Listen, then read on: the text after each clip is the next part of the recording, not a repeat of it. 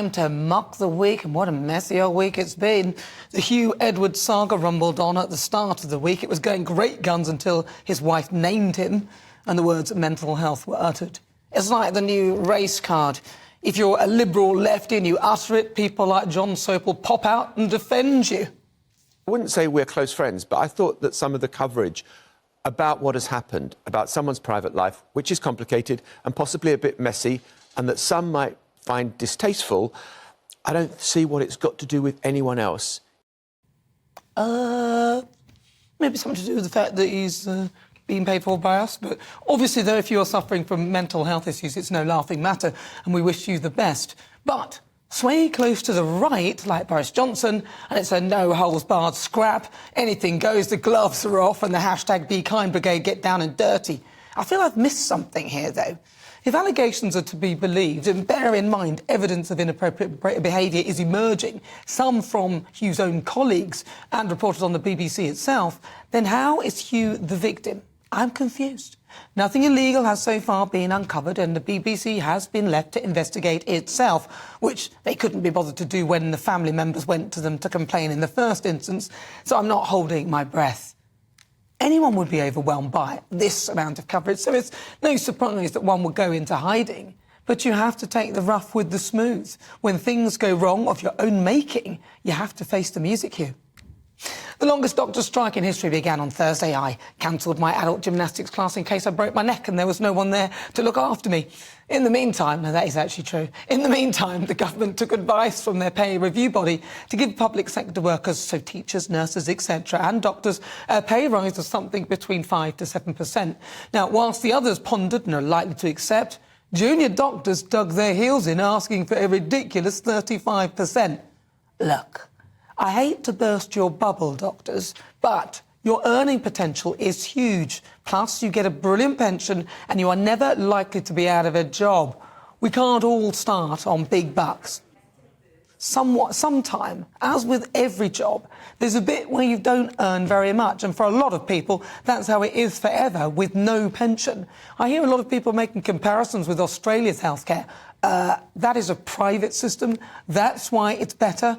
Perhaps you've proved why either you should never have the right to strike or that the NHS is unworkable because you've got to spy the short and curlies. A private employer would tell you where to sling your hook and say go and find another job that pays better. Now, the Labour Party were practising the politics of envy once again.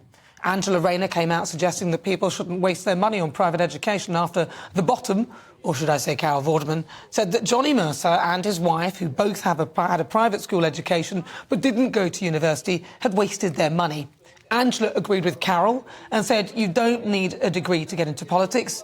Yes, she's the same woman who said this of the Tory party. I can't read that. I haven't got my glasses on. I'll give it a go, though. Gosh. Oh, yeah, it's here. Gosh. This is actually in the article. Gosh. What are arrogant Johnny Mercer and his wife going to do for a joint income of £160,000 plus enormous expenses? Not a degree in sight, in spite of the expensive private education. So who would employ them? Nice. Some would say that Carol's degree and private education was also a waste. I mean, she only got a third class, and now she's posing around with a backside centre stage. Carol, you certainly don't need a degree for that. Shouldn't have bothered with Countdown. And finally, in this week, it saw 22-year-old Ricky Valerie Cole making history as the first transgender woman to win Miss Netherlands. Or should I say the first man, because biologically that is what he is. So for the first time in the Dutch pageant's 94-year history, a trans woman has been crowned winner. It means that that will be the second only openly trans competitor to take part in Miss Universe in December this year. Has the world gone mad? The only immovable criteria for someone to enter this contest is that they are a woman. Ricky said, I was in full disbelief the moment they called my name. I bet you weren't the only one. I was like, oh my God, is this really happening? You're living through a really intense but also energising period and you just want to finish the great final with other contestants. Look, I don't care if someone's trans. By all means, have your own competition. But why crash the women's? Once again, a man taking a place that should have gone to an actual biological woman. You're not a woman, you're a trans woman or a man. I will fight this nonsense. Thank God that at last, in the schools row at least, there is some clarity. And the Tories have confirmed that each school must now provide single-sex toilets and that they must also help and inform parents regarding their children on trans issues.